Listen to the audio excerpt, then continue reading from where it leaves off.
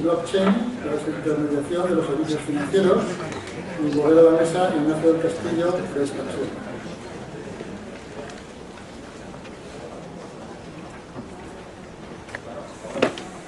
Hola, buenos días a todos.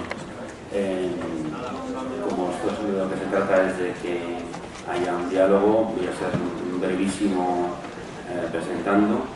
A mi izquierda está Álvaro Martín, a mi izquierda del todo está Álvaro Martín de BBVA Research, marca plana, de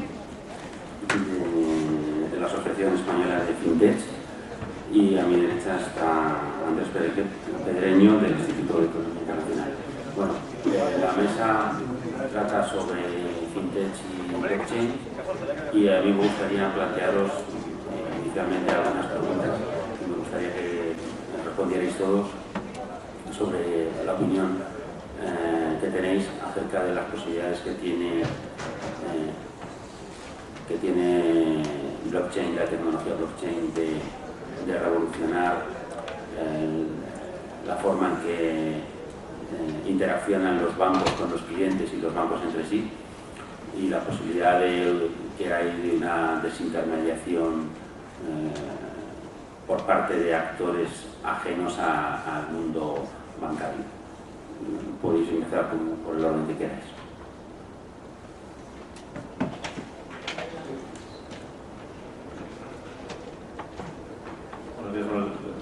Muchas gracias por la breve introducción, porque además como creo que vamos un poco pasados de hora, igual es preferible entrar directamente en materia, ¿no?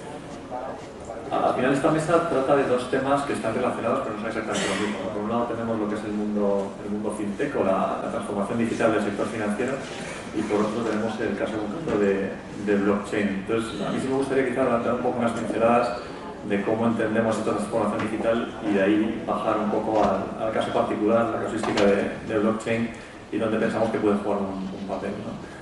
El sector financiero ahora mismo está en una fase de transformación que ya han vivido otros sectores, no es nada nuevo. Obviamente cuando uno está dentro le choca y le resulta más llamativo, y probablemente está llegando más tarde este proceso porque existe una serie de barreras regulatorias bien fundadas que han protegido, digamos, un poco al sector de la disrupción digital que alcanza tarde o temprano todas las actividades económicas, ¿no?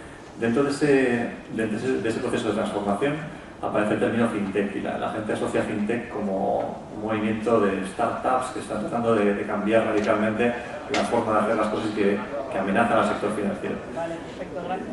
Hoy por hoy yo creo que esa definición es una definición demasiado acotada y probablemente no se ajusta a la realidad que estamos viviendo ahora mismo, ¿no? Yo creo que fintech es una forma de utilizar la tecnología para hacer mejor las cosas en el sector financiero, para atender mejor a los clientes, y la relación entre las empresas de fintech, aunque luego Marta también hablará de esto, y los bancos ya no es una relación de competencia directa. En algunos casos sí, pero se está configurando un ecosistema, yo creo que mucho más complejo, mucho más rico, en donde se ven las oportunidades de colaboración, y la mayoría de las entidades están trabajando pues, o bien a través de procesos de inversión o de alianzas con el ecosistema de fintechs, y en algunos casos se están llevando a cabo procesos de incubación, de creación de esas startups, un poco fuera de las estructuras convencionales de las entidades, para alcanzar a mejorar todo aquello que es mejorable dentro del sector financiero a través de la tecnología. En ese sentido, el uso de tecnologías que hasta ahora no habían llegado al sector financiero, estoy pensando en todo lo que es Big Data Analytics, que ha sido una de las primeras probablemente en incorporarse al sector incumbente, por decirlo de alguna manera, a la banca tradicional, porque había una ventaja obvia, había sets de datos muy grandes que se podían explotar mejor utilizando nuevas tecnologías. Está también la tecnología cloud, que ahí la banca está ahora dando los primeros pasos, y parece mentira que cuando venimos de una mesa en la que se está hablando de Internet móvil y empresas que básicamente tienen modelos basados exclusivamente en cloud, el sector financiero todavía hoy está en un proceso de migración temprana y en parte también por las restricciones que impone la supervisión bancaria a este proceso. Y en ese tipo de tecnologías entra blockchain, y blockchain de estas tres que he mencionado, que son tres ejemplos y obviamente no es exhaustivo, es probablemente la tecnología que todavía se está empezando a entender, no solamente en el sector financiero, sino en otros sectores. Digamos que a diferencia de lo que ha ocurrido con Big Data y lo que ha ocurrido con Cloud, el sector financiero está llegando a blockchain en la primera oleada de innovación. Y mucho se ha hablado de esta tecnología, mucho se ha tratado de entender cuál puede ser el impacto que va a tener a largo plazo en el sector financiero, pero la verdad es que cuesta verlo, porque hoy por hoy apenas hay una definición casi teórica de cómo pueden ser los blockchains en el sector financiero. Me imagino que todo el mundo en la sala, siendo un foro especializado, entiende lo que es blockchain, entiende que blockchain no es lo mismo que Bitcoin y que las criptodivisas, sino que es la tecnología subyacente de registro distribuido donde las entidades estamos viendo oportunidades, ¿no? En ese ámbito de blockchain se han dado varios fenómenos curiosos. Primero, que se ha visto de entrada una aplicación con una teórica a un montón de ámbitos. Y blockchain tiene un alcance desde en mercados de capitales, pero también para flujos transfronterizos de divisas. Se está viendo que tiene una posibilidad de desintermediación de muchas de las actividades que se hacen en el sector financiero, y eso tiene atractivo para las entidades que participamos en él. Pero también se está viendo que blockchain, tal y como se concibió para Bitcoin originalmente, no sirve probablemente en un sector en el que es muy importante la confianza, en un sector que está supervisado y que tiene todavía unos procedimientos muy bien establecidos para garantizar la estabilidad financiera y la protección de los consumidores en última instancia, ¿no? Lo cual yo creo que eso también es otro elemento que se tiene que considerar a la hora de pensar el alcance de esos blockchains. Nosotros estamos pensando que los blockchains del sector financiero probablemente no sean abiertos, no sean públicos, no pueda participar cualquiera. Van a ser blockchains con una gestión de permisos, más restringidos, y eso, como digo, refuerza este caso de hacer algo más sólido para el sector financiero. Y luego hay un tercer elemento relacionado con blockchain que yo creo que también hace muy interesante, y es que está forzando la colaboración a nivel de industria desde etapas muy tempranas. El caso de blockchain es uno de los más significativos en los que se ven grandes consorcios internacionales de entidades colaborando para explorar casos de uso, para desarrollar estándares y para ver cómo esta tecnología puede tener un impacto a largo plazo. Yo no me atrevería a decir ahora mismo si esto va a ser mainstream, por decirlo de alguna manera, en 5 o 10 años. Probablemente veremos casos de uso en los próximos 12 o 24 meses, casos comerciales. Hasta ahora hay mucho piloto, pero hay poco caso concreto. Pero a partir de ahí las posibilidades son inmensas.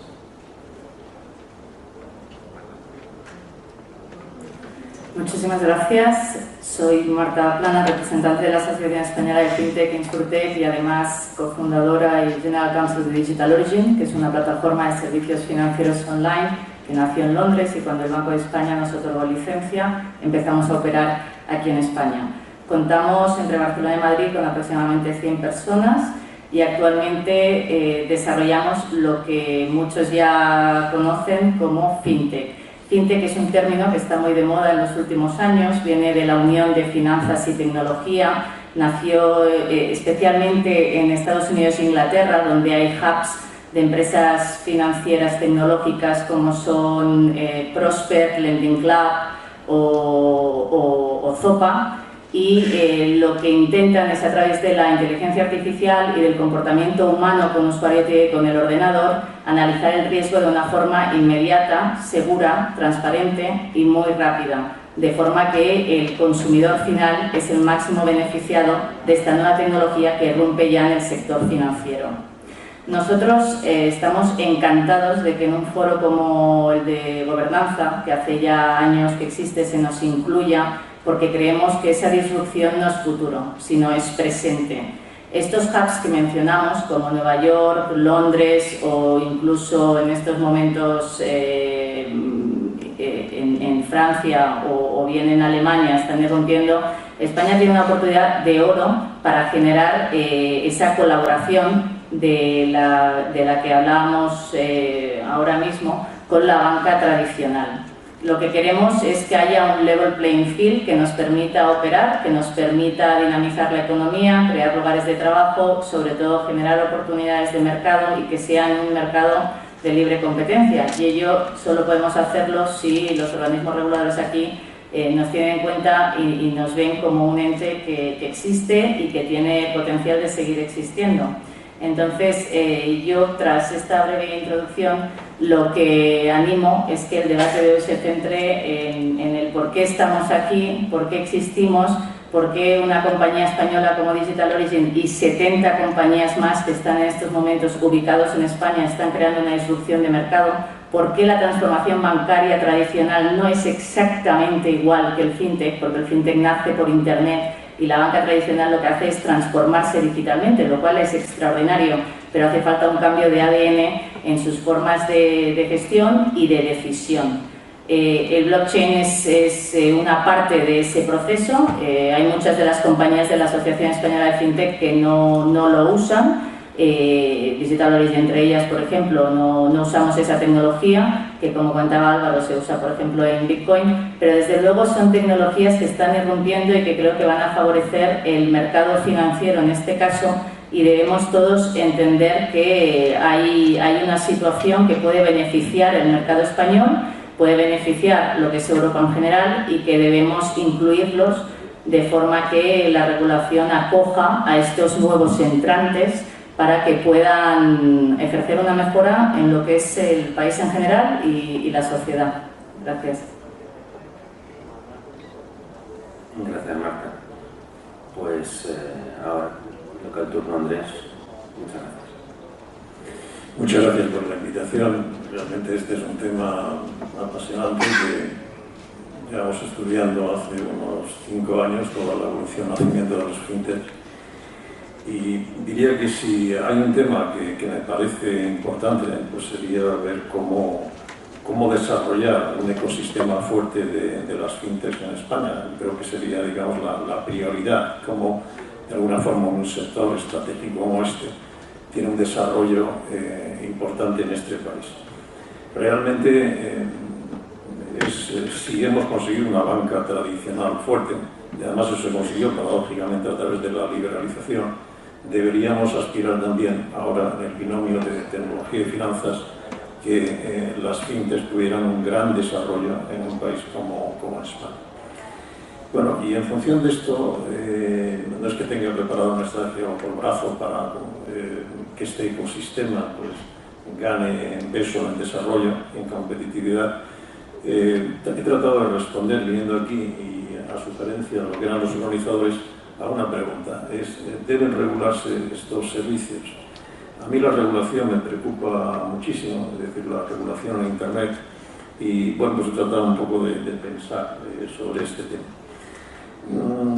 Déjenme decirles que para mí la sobreregulación del sistema financiero tradicional ha sido un fracaso absolutamente estrepitoso.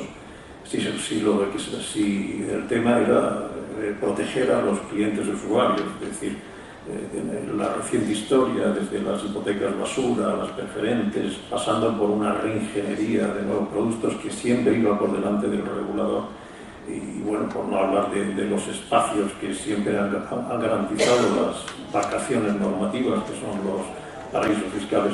Pues no se puede decir en realidad que la regulación, en un sistema tan sobreregulado como el sistema financiero, la regulación haya sido un éxito. Por lo tanto, en el ecosistema de las fintechs, precisamente blockchain implica desintermediación, y ahí no digo la tecnología, este tipo de tecnología está dando garantías de seguridad a través del open source, paradójicamente, y una liberalización en toda regla que puede llevar consigo una mayor eficiencia, transparencia, bajo coste a los servicios financieros. Pues bueno, yo creo que hay que repensarse mucho qué regular, cómo regular, cuándo regular, para quién regular. Son realmente preguntas fundamentales en este estado. Y creo que estamos además en el inicio de una revolución donde temas Big Data, inteligencia artificial, Big Data con conocimiento, porque si no sabemos que es basura digital. Bueno, pues todo esto puede llevar a una innovación y a una calidad de los servicios para los usuarios sin precedentes. Estamos en una revolución en toda regla de las finanzas, de los conceptos, del propio concepto de dinero. Esto parecía imposible, ¿no? Hace unos pocos años. Y sobre esta base, pues yo creo que efectivamente el plantearse una regulación hay que hacerlo con mucho cuidado. Si lo que tenemos en la cabeza es que queremos un sector de las fintech muy potente en nuestro país. Y entonces tenemos que compararnos globalmente con lo que no solamente está haciendo Londres, sino lo que está haciendo Singapur, lo que está haciendo Suiza, lo que está haciendo Finlandia, o los propios errores que se han podido cometer teniendo la mayor desarrollo de tecnología en los Estados Unidos en este sector. ¿El cómo? Bueno, pues, y voy a ser muy breve, evidentemente, pues a mí me parece que la regulación preventiva en las finanzas es muy poco efectiva, como está siendo en tantos sectores de Internet. Los bancos tienen los mejores abogados, eso creo que lo podemos atestiguar con claridad muchos de los que conocemos los bancos. Sería mucho más efectivo, como creo que en casi todas las facetas, las fiscales, etcétera, etcétera, el control eficiente, la supervisión periódica, los incentivos a la reputación y la seriedad, las mejores prácticas, los incentivos a las mejores prácticas por parte de las autoridades financieras. O sea, mi propuesta sería muchísima menos regulación, más control, más supervisión. Las leyes mercantiles generales, si se cumplieran, daríamos pasos de gigantes, pero no solamente en el fintech, sino en cualquier sector de actividad económica. ¿El cuándo? Bueno, pues aquí diría también muy brevemente que hay que dejar que las fintechs se desarrollen, darles espacio, oxígeno, no encorsetar su potencial con regulaciones preventivas absurdas, nacidas de laboratorios jurídicos que comprenden escasamente lo que es este fenómeno. Y con esto pues estamos también, de alguna forma, deduciendo lo que han podido ser otras parcelas de Internet, con regulaciones que, bueno, pues no viene al caso recordarlas. Yo no creo que la iniciativa de Londres, del Sandbox, sea todavía un referente de nada, por ejemplo. O sea, aparte de la complejidad de su ejecución, pues no hay ninguna garantía de que sirva o sea eficaz. El éxito de Londres con las fintech viene dado por otros factores que han estado presentes durante los años. Es una opinión, que puede ser controvertida, pero la dejo ahí. No digo que no sirva, digo que en principio habría que dar, no había que precipitarse en principio de imitar a Londres en esto, sino imitar en lo que ha tenido éxito muchos años, o algunos años anteriores. Si lo que se quiere es que Madrid, Barcelona o Valencia sean líderes en el desarrollo de las fintech, a mi modo de ver, habría que poner foco en otras cosas, o sea, no precisamente en la regulación. La primera, por ejemplo, muchísimo más importante, es atraer talento a nivel mundial, retenerlo, incentivarlo a todos los niveles. O sea, son más necesarios ingenieros en inteligencia artificial y Big Data que regulación. Así que el cuándo diría, es cuando sepamos claramente qué regular, cómo y por qué. El cómo, pues creo que cometeríamos un error si encorsetáramos el sector y otros espacios no lo hacen. Hay que esperar no solamente lo que ha hecho Londres, sino a ver qué hace Finlandia, qué hace Suiza, qué hace Singapur, si Estados Unidos cambia su estrategia de regulación. Yo luego recuerdo, si mal estoy informado, que Londres tuvo su oportunidad para desarrollar lo que desde el propio alcalde presumía, ¿no? Una gran capitalidad para la innovación financiera mundial y con ello para la atracción de las fintech, por la creciente normativa que tuvo Estados Unidos a través de la presión de los propios bancos de Estados Unidos cuando empezó a generarse el fenómeno de las fintech en Estados Unidos. Yo creo que eso no deberíamos perderlo de vista, ¿no? Por lo tanto, hay que ser conservador y regular con sentido, ¿no? Teniendo claro el contexto regulador mundial y siguiendo las mejores prácticas. En resumen, sin prisa. ¿Para quién? Con esto voy terminando. ¿Para quién regulamos? Yo lo voy a tenerlo claro. ¿Regulamos para proteger a los usuarios? ¿Regulamos para proteger a la banca? ¿Para incentivar el desarrollo de las fintech? Son tres cosas muy distintas. Y no hay que mezclar. Porque si mezclamos, probablemente estamos confundiendo lo que sería un gran objetivo y las estaríamos perjudicando, que es el desarrollo de las fintechs en España. A nadie se le escapa que en muchos países la banca está presionando para defender o preservar su mercado y protegerlo de la competencia de las fintechs. Y la razón esgrimida, además, es muy potente, ya se diría que legítima. O sea, la banca tradicional está sobreregulada y las fintech no. Pero créanme que esto, a mi modo de ver, mi modesta opinión, es lo peor que podría pasarle probablemente a la banca tradicional, que se sobreregulara y que se fagocitara el crecimiento potencial de las fintechs. Creo que al final hay que evitar que la banca se parezca a los taxis y que nuestro Banco de España emule a la alcaldesa de Barcelona siguiendo la guerra sin cuartel contra Airbnb. No, en realidad la banca lo que tiene que es adoptar claramente aquellas innovaciones que le permitan sobrevivir en las fintech. Y teniendo un gran sector de las fintech puede realmente hacerlo muchísimo mejor que si no lo tiene. Realmente es una gran oportunidad para España que esté Cabify como respuesta a Uber y probablemente lo mejor que pueden hacer los taxis. Vengo precisamente de subirme en San Francisco en un Cabify y en un taxi. La diferencia es tan tremenda ya que en competitividad, en precio, en servicio, en calidad, que no nos podemos resistir a lo que es una revolución en toda regla de lo que implica propiamente la revolución digital como beneficio para el usuario. Bueno, y entonces, no me quiero entender en esto, pero si se trata de proteger a los usuarios o desarrollar los fintech, entonces estamos hablando de otra cosa. Y la prioridad, repito, la regulación no estaría en el ranking y demás. Para terminar, yo creo que, y resumiendo, y me sumo por lo tanto a lo que se ha dicho antes, las fintech son una revolución en toda regla para el sistema financiero. La innovación, esta innovación no ha hecho nada más que empezar. Un país no puede quedarse al margen de esto y por lo tanto lo más inteligente es liderar o protagonizar al máximo esa revolución.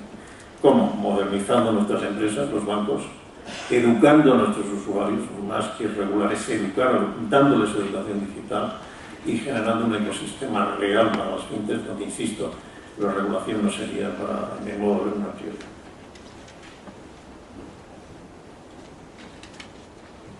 Muchas gracias. Bueno, como hemos visto, el debate ha dado un giro a hablar de la regulación de las fintech y yo veía a Marta que se removía en su asiento con ganas de intervenir, así que te cedo a ti la palabra y luego... Muchísimas gracias, Nacho. La verdad que me ha encantado oír a alguien hablar con tantísimo conocimiento de regulación y de lo que las fintech representamos, porque es verdad que creo que somos ya una cuestión de Estado en España. Oí esa frase no hace mucho en unas jornadas y me gustó. Yo diría que la regulación para nosotros sí que es un tema de supervivencia en estos momentos, porque necesitamos un level playing field para poder seguir operando en España y para que tengamos la relevancia suficiente en el mercado para atraer después inversores que comentabas y talento. Nosotros, el 80% de nuestros trabajadores, en España hay aproximadamente 100, muchos son programadores que vienen de compañías de fuera, pero es verdad que las condiciones en cuanto a seguridad jurídica de lo que representa la compañía fintech aquí y lo que la administración pública pueda apoyar en un determinado momento son muy importantes para poder dinamizar y hacer crecer a lo que es la fintech en cuestión y sobre todo con la banca tradicional. Seguro que Álvaro después nos ilustrará mucho más, pero yo encuentro que una regulación por parte o supervisión por parte de algún organismo como Banco de España, CNMV, CNMC, quien quiera hacerlo posible, estaremos encantados. El sandbox es una buena referencia porque de todas las legislaciones europeas es la única que ha irrumpido con fuerza y ha respetado lo que es la innovación en el sector financiero.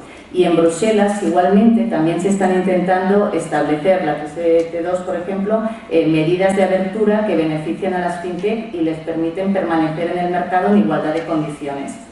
Yo creo, repito, que por tanto la regulación sí que es importante. Desde la Asociación Española de Fintech hemos lanzado ahora el libro blanco de la regulación porque lo que queremos es incentivar a todos aquellos organismos españoles que así lo consideren la oportunidad de entender quiénes somos, qué estamos haciendo aquí en España y por qué queremos dinamizar un país que es el nuestro. Entonces, al final, tener que innovar fuera no tiene ningún sentido si las fintech son una oportunidad de oro para el país en el que estamos.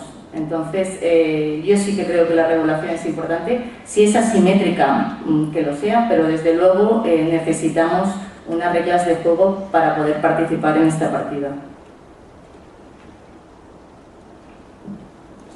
Ha sido un giro inesperado de la mesa, pero no seré yo desde luego quien desvíe la atención porque me parece que es un tema clave. Yo creo que hay que partir de una reflexión sobre lo que es el origen de la regulación en el sector financiero, porque estando en un foro de gobernanza de Internet y viniendo de la mesa de la que veníamos, hay que entender que, a diferencia de lo que ocurre en el sector digital, de telecomunicaciones, donde hay una regulación de competencia, el sector financiero, la regulación es fundamentalmente prudencial y de conducta.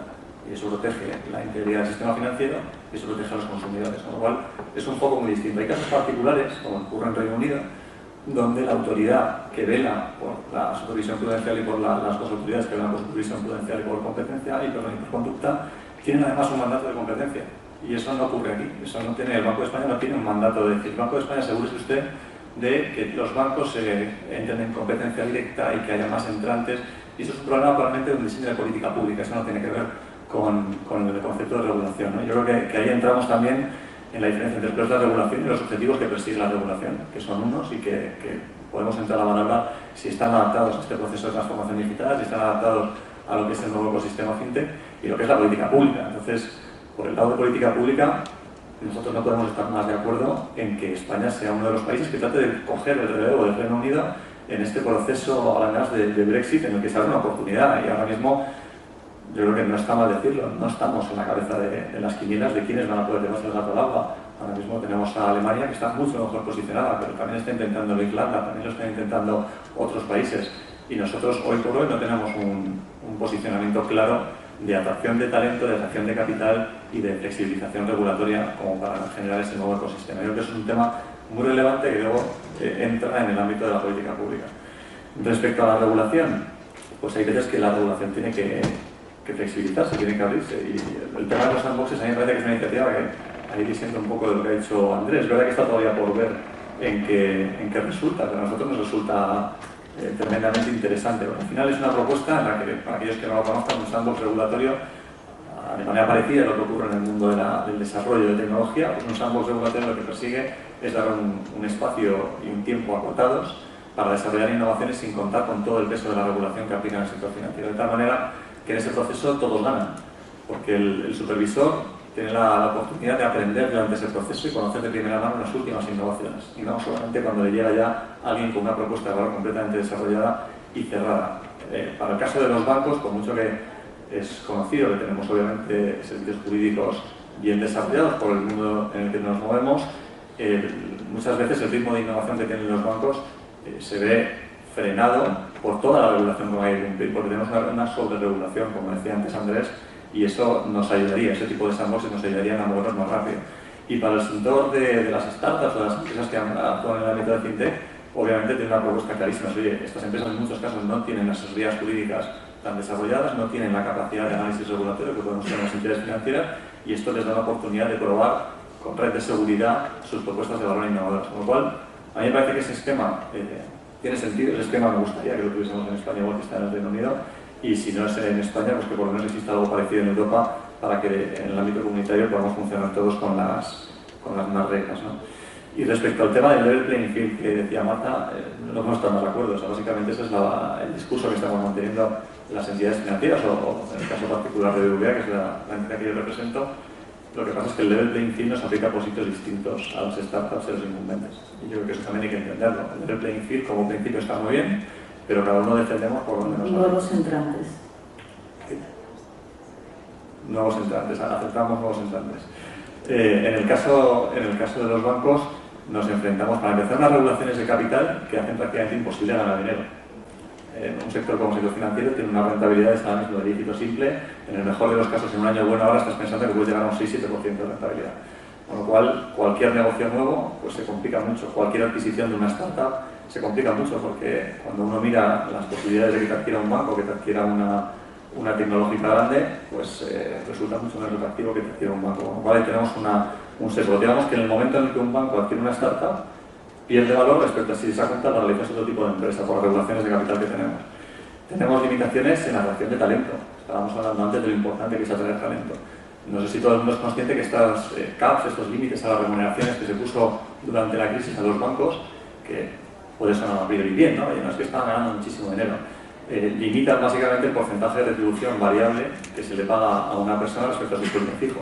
Cuando uno, de nuevo, piensa en hacer una asociación o comprar una startup en un mercado en el que están acostumbrados a tener earnouts gigantescos, es decir, yo entro con una remuneración muy baja, pero si el negocio va muy bien, yo espero tener una remuneración muy alta. Y eso se hace en el acuerdo de compra. Por ejemplo, cualquiera que conozca un poco el mundo de las startups entiende esto. Es un banco no lo puede hacer. Un banco no puede adquirir una empresa y decirle a los fundadores, venidos con nosotros, vais a tener un sueldo bajo de entrada, pero si vuestro negocio conseguimos desarrollarlo juntos, vais a recibir los frutos de este trabajo. Eso nosotros no podemos hacer, con lo cual también es un tema de level playing field que nos preocupa. En el caso de la tecnología, que decíamos antes, utilizar un sistema mainframe, como el que utilizan la mayoría de los bancos respecto a utilizar tecnología cloud, tiene una base de costes, una relación de 1 a 10. Hay un orden de magnitud de diferencia entre lo que te cuesta desarrollar un core bancario con tecnología cloud y lo que te cuesta hacerlo con un sistema mainframe. Además de la escalabilidad y de la facilidad y la agilidad con la que trabajas. Con lo cual decimos, bueno, está muy bien, pero es que nosotros no podemos utilizar tecnología cloud de manera obvia.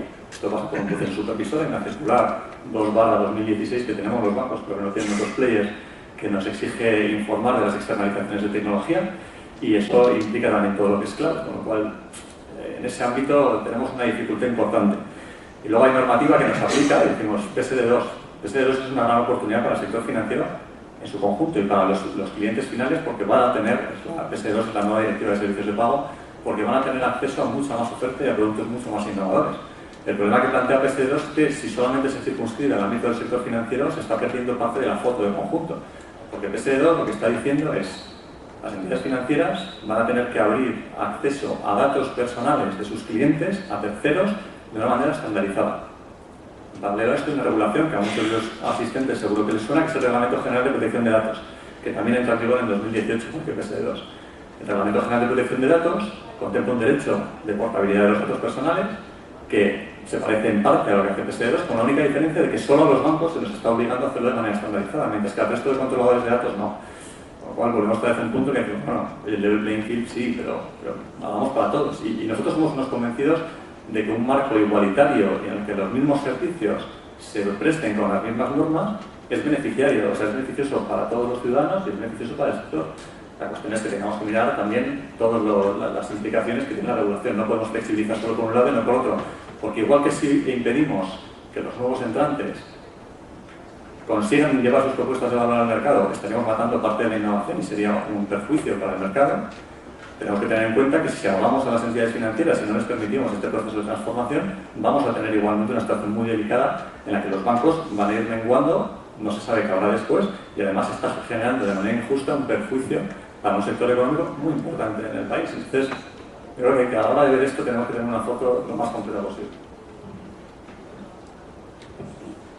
Muchas gracias. Tú querías intervenir, pues te dejo la palabra.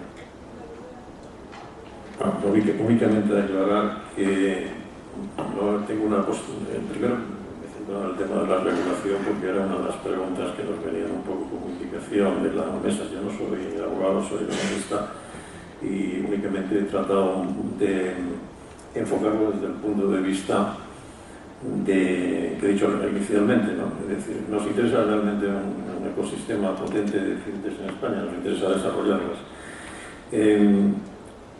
No es no reglamentación, sino buena regulación. Perdón, buena regulación. No estoy en contra de la regulación. La regulación debe hacerse en un momento en el que sepamos qué regular y cómo regularlo bien. Es un poco lo que he intentado explicar.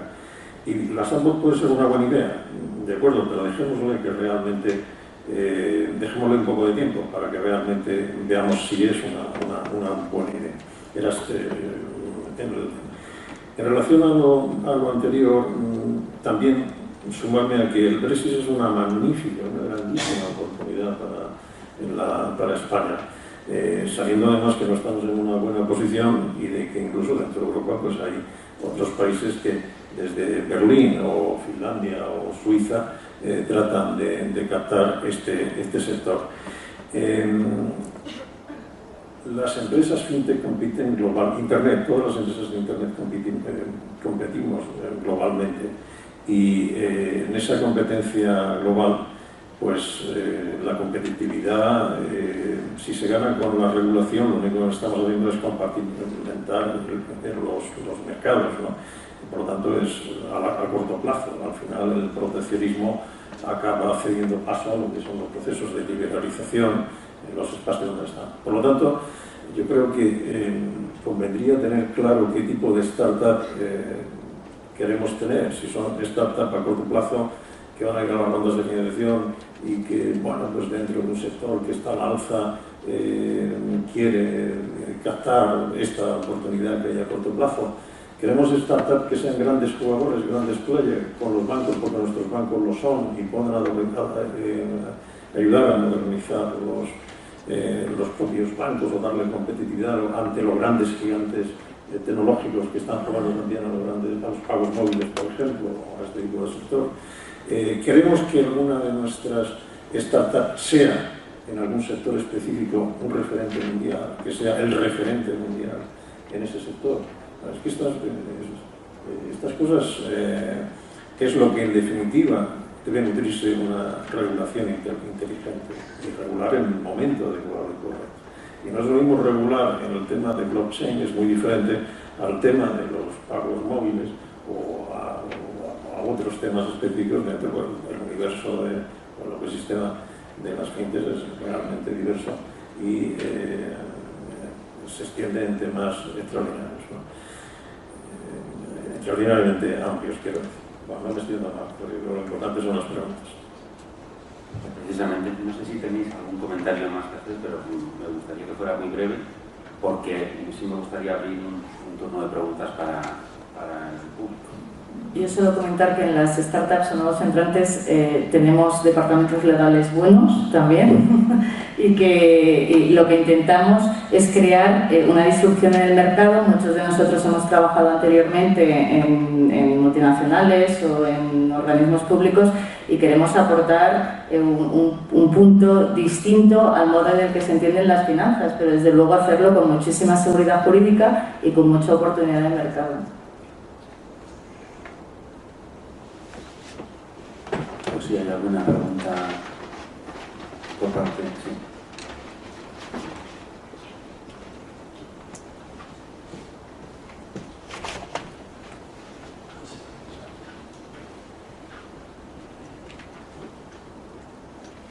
Sí, buenos días. Yo quería preguntar para el responsable del BBVA. Hace unos días o hace unas semanas, Francisco González, nuestro presidente, dijo que la banca tradicional estaba muerta, opinión que yo también más o menos comparto.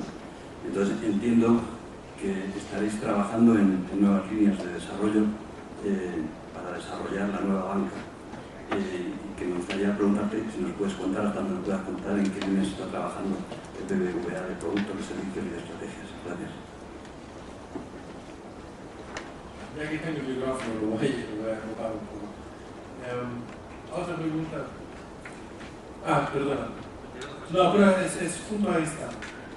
Porque mi nombre es Andrea Bertaglia y trabajo por AICA y vengo de Bruselas. La noticia en Bruselas de estos últimos días es el banco ING, que va a despedir creo casi 60.000 de sus empleados entre Bélgica y Holanda, porque ya son sustituidos por derechos que ya son más digitales.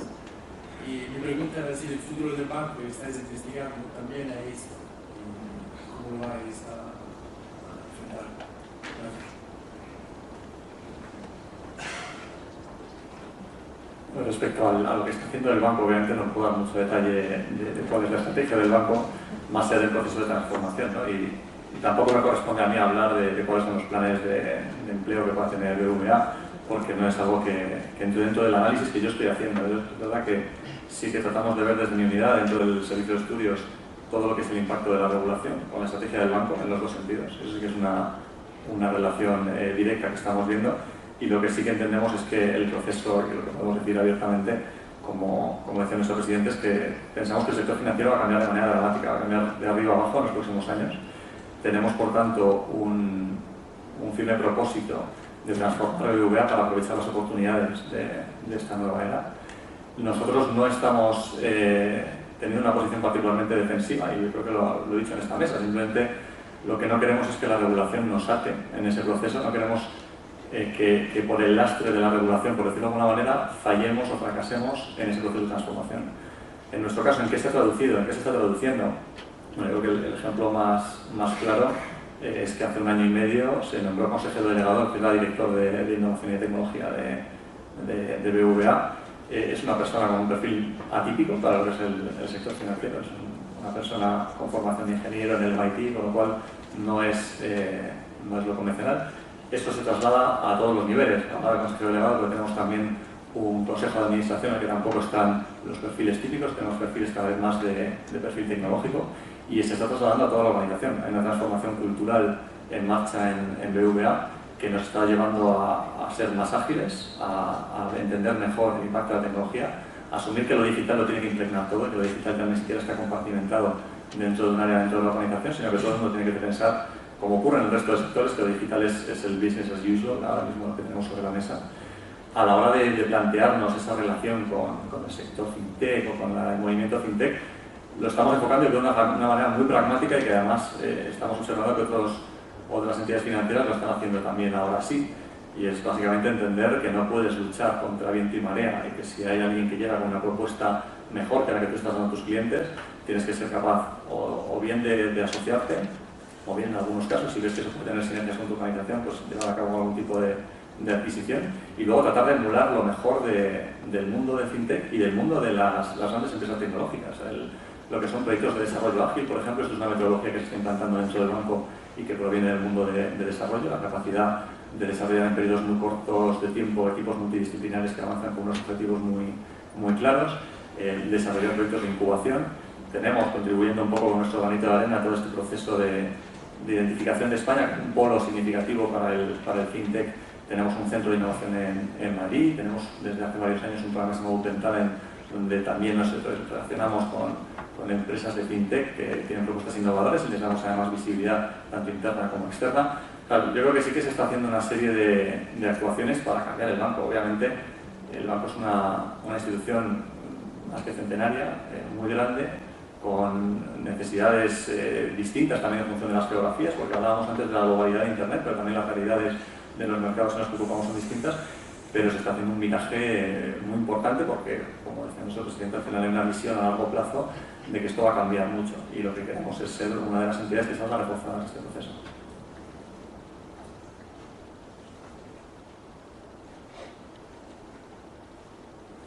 Bueno, el tema del empleo, que es un tema espinoso, y como me gustan los temas espinosos, pues sí, un pequeño matiz. Yo creo que estamos en la economía digital, la robótica, parece como si fuera muy ahorradora de empleo, y entonces esto crea un desastre en términos de una economía en la que, bueno, pues esta revolución digital va a implicar la desaparición de muchísimos empleos. Pero, sin embargo, no nos esforzamos en ver la gran oportunidad que supone la digitalización y la economía digital, la gran cantidad de empleos creativos, nuevos empleos que se pueden crear a través de la economía. Antes de la revolución industrial, todo el progreso ha implicado ahorro de trabajo, muchísimo ahorro de trabajo. Y sin embargo, la economía nos ha sabido reinventar, la terciarización era una forma de crear nuevos puestos de trabajo a darle más productividad a la industria y a la economía. Y la digitalización lo es. Lo que pasa es que hay que ser muy proactivo en el desarrollo de la economía digital. Si en realidad construimos la economía digital, que es el desarrollo de la economía digital, que se hace en Estados Unidos, en otros países, pues nos hacemos dependientes, como tan dependientes hemos sido de la historia de España. Cuando se hizo el ferrocarril, se hicieron tantas otras cosas. Compramos el ferrocarril, pero no participamos en lo que era la fabricación del propio ferrocarril, que era donde estaba la clave del desarrollo. Bueno, pues en este sentido, pues yo creo que es donde hay que poner el foco. Como profesor universitario, las universidades estamos tan acosadas como pueden estar los bancos o como puede estar otro sector que esté amenazado. Los MOOC, los Massive Online Course, la educación abierta, cuando el MIT da el paso del Open Courseware, es decir, mire usted, todos mis contenidos docentes están en abierto, los tienen ustedes en Internet. ¿Qué puede hacer un modesto profesor de una universidad como la de Alicante, dando una clase de economía, cuando en un vídeo magnífico, un premio Nobel, la cuenta muchísimo mejor que yo, más actualizada, con más autoridad, con muchísima más reputación? Bueno, pues esto de las universidades nos está obligando a inventar la presencialidad. Es decir, los alumnos que se estudien la teoría en magníficos vídeos y que vengan a clase, y las prácticas que las hacían en casa, es lo que tienen que hacer formalmente en clase. Eso es lo que se está ya en el aula invertida. Es decir, el trabajo en equipo, la creatividad, la aplicación de la teoría. Un profesor sí puede tutelar y puede reinventar y revolucionar la clase. Pues probablemente las oficinas bancarias tienen que hacer algo de esto.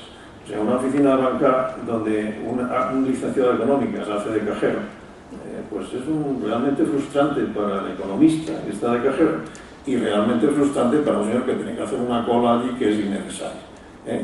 Cuando la tecnología puede hacer de esa oficina bancaria un elemento muy distinto. Sin embargo, la oficina bancaria puede ser muy atractiva si la reinventamos, le damos un auténtico valor al cliente, al usuario. Eso el BBVA está haciendo esfuerzos con esas nuevas oficinas y muchos bancos están haciendo esfuerzos. Esa es una dirección de trabajo.